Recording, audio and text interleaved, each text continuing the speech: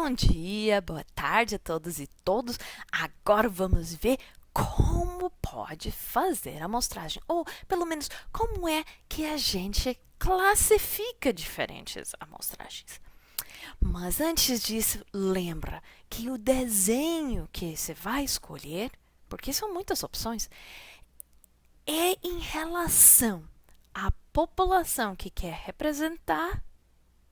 Porque se a gente não sabe qual é essa população, a gente não consegue escolher bem a amostragem.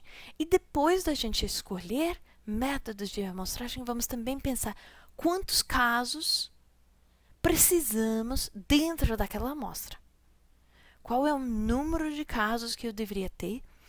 E mais na frente, nas gravações, vai tratar disso tanto para variáveis quantitativas quanto aquelas variáveis qualitativas. Então vamos lá. Os métodos têm essas duas divisões muito grandes: amostragem não casual e as amostragens casuais. Então, a amostragem não casual, vamos lembrar, é aquela que é por conveniência do pesquisador. É por julgar que quer alguma coisa. É fazer uma decisão.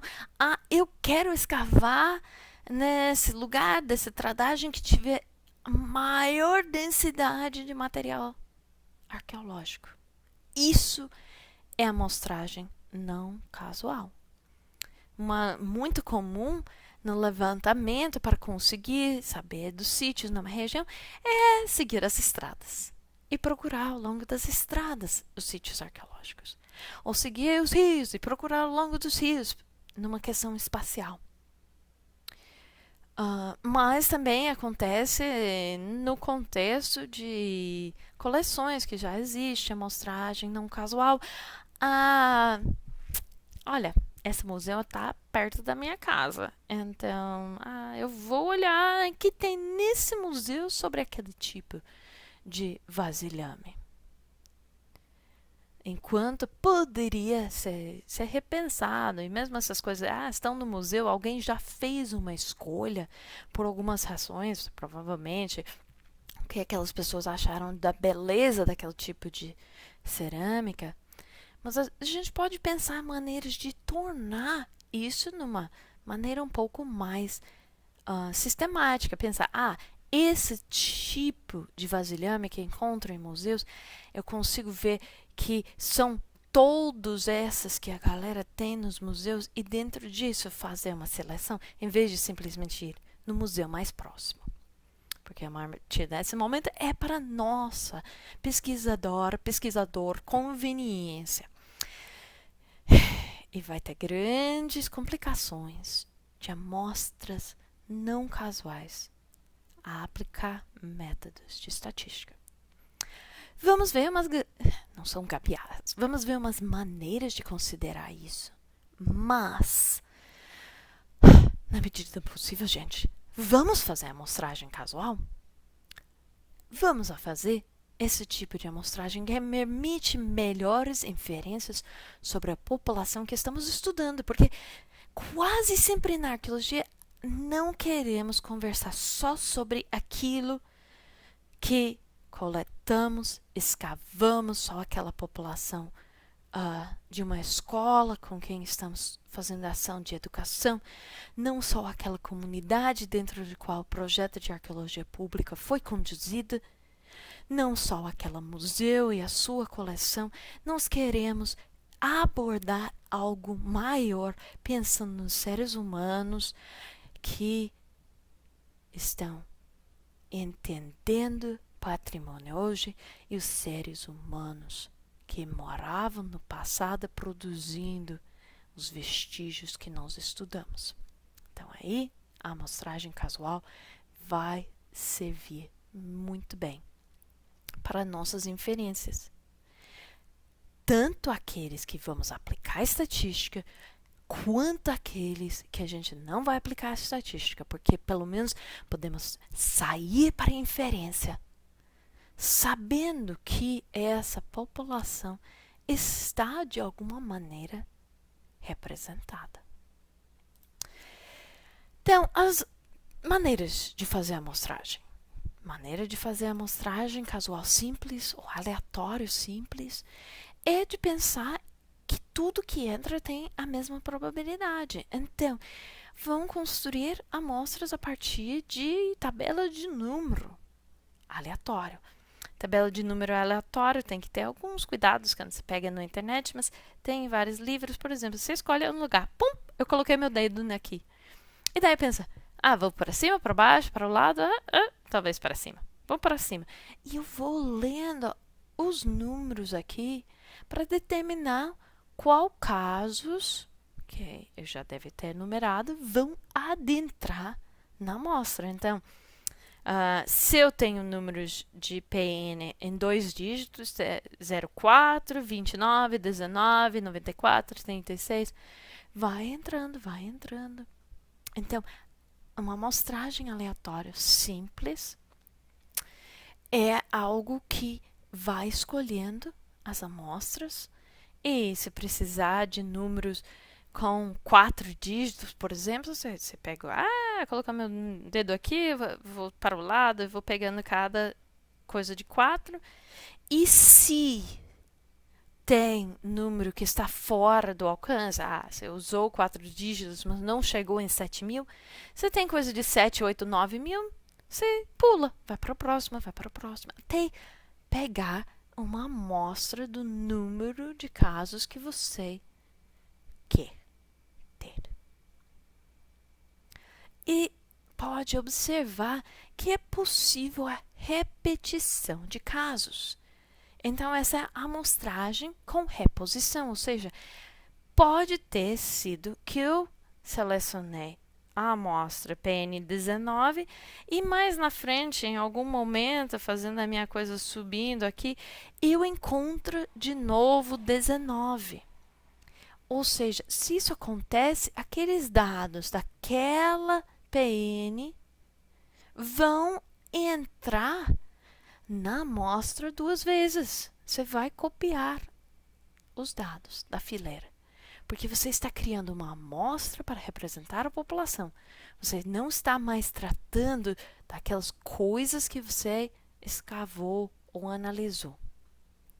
Então, quando você estava descrevendo as coisas que analisou, não tem repetição, tem uma coisa, mas a amostragem para atingir a população pode ter a repetição de algum caso e os dados sobre esse caso. E isso faz parte da maneira que está considerado. E se a gente for pensar no espaço, também tem essa coisa que pensar todos os compartimentos do espaço teria a mesma probabilidade de entrar numa amostra. Então, amostra aleatória simples, todos os pontos aqui teriam a mesma chance de fazer parte da minha amostra. Agora, essa não é a maneira mais recorrente que a gente veja. Muitas vezes as amostragens são amostragens feitas por sistemas pré-estabelecidos. Então, são amostragens sistemáticas. Amostragens sistemáticas são aqueles no qual se estabelece uma maneira que você vai fazer a amostragem. E você pegou um ponto para começar aleatoriamente e depois desse você vai fazendo. Então, por exemplo, com fragmentos ou vasilhames, começou, vou começar aqui e depois cada terceiro vou pegar, terceiro, pegar o próximo. Daí, aos pouquinhos, vou juntando uma sequência de elementos que vão fazer parte dessa minha amostra. Então, são em intervalos fixos. No espaço, nós vemos isso muitas vezes quando as pessoas implementam grids, esses cruzamentos, para fazer sondagens.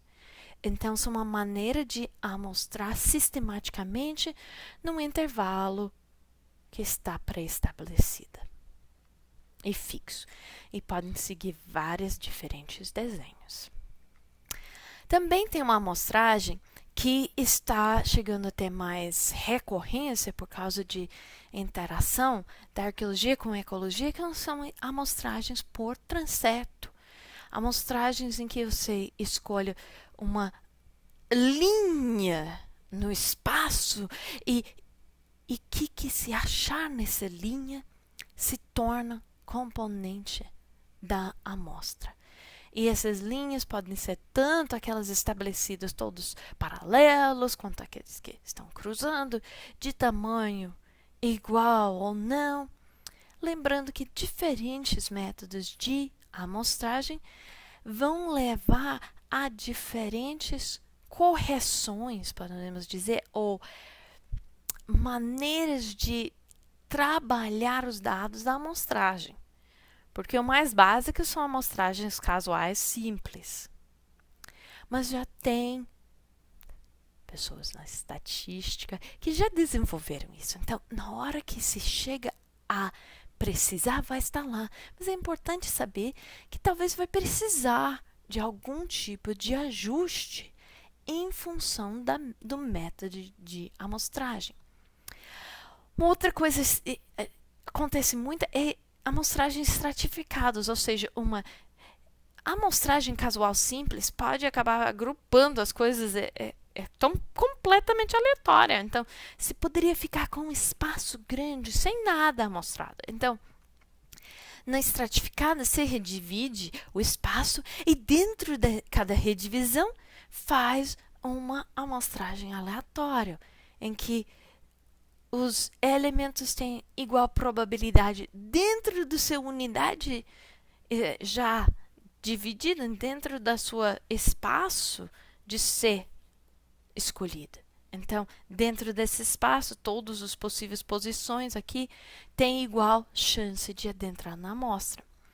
Vimos isso na arqueologia geralmente quando se trata de paisagens geográficas em que a gente já tem uma noção de zonas geográficas, seja eles por ecologia, seja por serem diferentes vertentes, relação com rios, relação com diferentes substratos geológicos, mas essa ideia de dividir o mundo em zonas, em espaços, e daí dentro de cada uma desses estratos, aqui a gente teria 3 estratos definidos, um estrato aqui, o pesquisador escolheria amostrar um certo número, uma certa porcentagem da área, então número de pontos na área ou porcentagem da área, para gerar uma amostra no qual você já tem essa divisão por estrato.